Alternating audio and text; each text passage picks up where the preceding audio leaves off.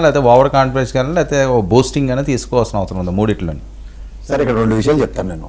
మొదటిది, ఒక transparent elections గురించి బాలకోట గారు లెబోరస్ లెక్చర్ ఇచ్చారు. రెండోది, ఈ సర్వేల విషయంలో కన్నా ప్రభుత్వం అధికారంలో ఉన్నప్పుడు ఇంటెలిజెన్స్ అన్నది చాలా వైటల్ రోల్ ప్లే చేస్తుంది. మనం ఇప్పుడు చూసిన రెండు గవర్నమెంట్లు కనుక మీరు రాజ్యాంగం చూస్తే, గతంలో ఏబి వెంకటేశ్వరరావు వెనక సీట్లో కూర్చొని నువ్వు గెలిచేసావు నీ పొగడి కబుర్లన్నీ చూసాం. లాస్ట్గా 23 స్థానాలకు పరిమితం అయ్యారు. వీళ్ళకి ఇంటెలిజెన్స్ ఆఫీసర్ ఈ సర్వేలు అన్నిటితోనూ చెవిరెడ్డి భాస్కర్ రెడ్డిని నమ్ముకుని ఇటువంటి చేసిన దానికి వాళ్ళు 11 స్థానాలకు పరిమితం అయ్యారు. అంటే ప్రభుత్వం అధికారంలో ఉన్నప్పుడు ఇంటెలిజెన్స్ ప్రొయాక్టివ్నెస్ గా పనిచేసినా సరే వాళ్ళతో వచ్చిన అవుట్కమ్ లేని తరుణంలో ఎవడో కోన్కిస్కా గన్నయ్య గారు కూర్చొని ఇక్కడ సర్వేలు చేశాడంటే దాంట్లోంచి అవుట్కమ్ డెరైవ్ అవుతారు, దాని నుంచి మొరాల్స్ పెరుగుతాయి అనుకుంటే వాస్తవం కాదు. రెండోది, ఈ స్థానిక సంస్థల ఎలక్షన్స్ నువ్వు నేను కలిపడి ఉంటే ఉదాహరణకి సర్పంచ్ ఎలక్షన్స్ లో గుర్తు లేని ఎలక్షన్స్.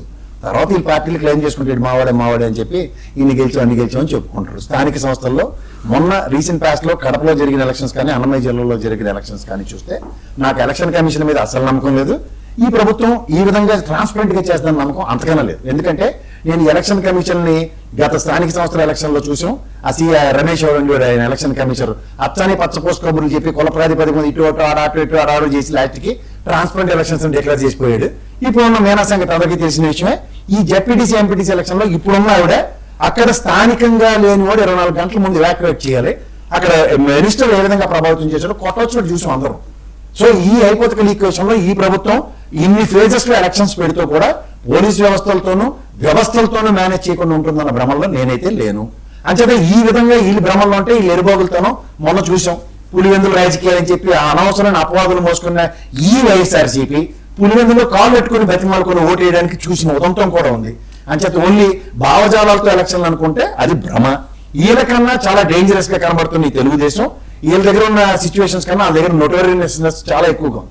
ఈ నోటోరియస్నెస్ తో వీళ్ళని బుల్డోస్ చేసుకుంటే వెళ్ళే దగ్గర ఓన్లీ పేరుకు మాత్రమే ఎలక్షన్ మాత్రమే ఏదో జరిగిపోతున్నాను కానీ ఎలక్షన్ కమిషన్ చూడండి వాతావరణ శాఖ చెదురుమోదులు గాలులు వేస్తాయి, చెదురుమోదులు వానలు పడతాయి అంటే అక్కడ తుఫాన్ ఉంటుంది. అలాగే ఎలక్షన్ కమిషన్ ఏటి జరగలేదని చెప్తాడు. పిన్నెల్లి రామకృష్ణారెడ్డిదే ఉదంతం. తర్వాత ఇచ్చిన ప్రైవేట్ కంప్లైంట్లు పెట్టి జైల్లో పెడతారు తప్ప ఎలక్షన్ కమిషన్ ఈవీఎం ఎరగొట్టడానికి కానీ ఏ విధమైన కంప్లైంట్లు ఉండవు. అంటే ఇలాంటి వ్యవస్థలు ట్రాన్స్పరెంట్ గా లేని తరుణంలో ఈ ఎలక్షన్ ట్రాన్స్పరెంట్ గా జరుగుతుంది అనుకుంటే అది భ్రమ. రూలింగ్ పార్టీకి 90% ఎడ్జ్ ఉన్న స్థానిక సంస్థల ఎలక్షన్స్. రెండో ట్రాక్ రికార్డు చంద్రబాబు నాయుడులో స్థానిక సంస్థల ఎలక్షన్స్ ఎప్పుడు పెట్టలేదు. అంటే ఇవన్నీ దృష్టిలో పెట్టుకుని ఆ నిజంగా అంత పెట్టేసి ఉద్దేశం ఉంటే మొన్న అంత గాబరా పడిపోయి ఆ మేర్లు కొనే కార్యక్రమాల్లో ఉండరు. ఇవన్నీ ఒక సాధారణంగా ఉంచుకుని ఈ ఎలక్షన్స్ ఏవో జరుగుతాయని హైపోథెటికల్ ఈక్వేషన్స్ లో నేను లేను. మనందరికన్నా అతి విజ్ఞుడు తెలివైన వాడు అంటే చంద్రబాబు నాయుడు గారు. ఆయన గ్రాస్ రూట్ లెవెల్లో వస్తున్న ఇన్ఫర్మేషన్స్ ని మొదటి ఫేజ్ లోనే 90 మంది మీద నెగిటివ్ ఉందని, రెడ్ జోన్ లో ఉన్నారని ఎమ్మెల్యేల విషయంలో విశ్లేషణ, తర్వాత జరిగిన ఏ ఎమ్మెల్యే సదస్సుల్లో కూడా ఎంతమంది ఎమ్మెల్యేలు రెడ్ జోన్ లో ఉన్నారో వాళ్ళ పనితీరుల మీద పూర్తి అవగాహన ఉంది. కేబినెట్ హోదా కలిగిన మంత్రులు కూడా వాళ్ళ పనితీరు మీద పూర్తి బేరీ చేసుకుంటూ వాళ్ళ అన్నెసరీ ఇన్వాల్వ్మెంట్స్ వీటన్నిటి మీద పూర్తి అవగాహన చంద్రబాబు నాయుడు గారు అయితే ఈ ఎలక్షన్ల మీద హోప్స్ ఉంటాయనికి, లేదంటే స్థానిక సంస్థలు వైటల్ రోల్ ప్లే చేస్తాయన్న భ్రమంలో అటు జగన్మోహన్ రెడ్డి కానీ ఇటు చంద్రబాబు నాయుడు గారు ఉంటే అది నిజంగా భ్రమని మాత్రం నేను చెప్పగలను. సరే, జోగి రమేష్ గారు ఒక వీడియో రిలీజ్ చేశారు చాలా రోజుల తర్వాత కుటుంబ విషయాలు. అసలు ఎందుకు కుటుంబ విషయాలను లాగుతున్నారు? నోరు మూసుకుని ఉంటే దానికన్నా ఉత్తమం లేదు సార్. అది గుప్పెడు వెప్పితే కుటుంబం ఎప్పుడైనా రోడ్డు మీద ఉంటది. అంతర్గత వ్యవహారాలు అవి కుటుంబ సమస్యలు. ఎవరైనా సరే అవతలోడు వీక్ గా ఉన్నప్పుడు అవతలోడు పనికొచ్చిన రాజకీయ నాయకుల దగ్గరికి వెళ్ళి అది ఉపశమనం పొందే కార్యక్రమం మీద ఉంటారు. ఆ ఇష్యూలో పర్సనలైజ్ చేసుకుని మాట్లాడడానికి నేనైతే సిద్ధంగా లేను.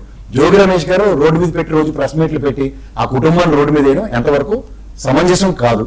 రెండోది, ఈ ప్రాస్పెక్ట్ లో అల్లాల్ని ఇల్లు మళ్ళీ అవాకులు చవకులు వెళ్తే అప్పుడు మినిస్టర్ రావడానికి ఉపయోగపడవచ్చు, కానీ ఇప్పుడైతే మీరు ఎమ్మెల్యే కలవడానికి ఉపయోగపడే వేదిక అయితే కాదు ఇది.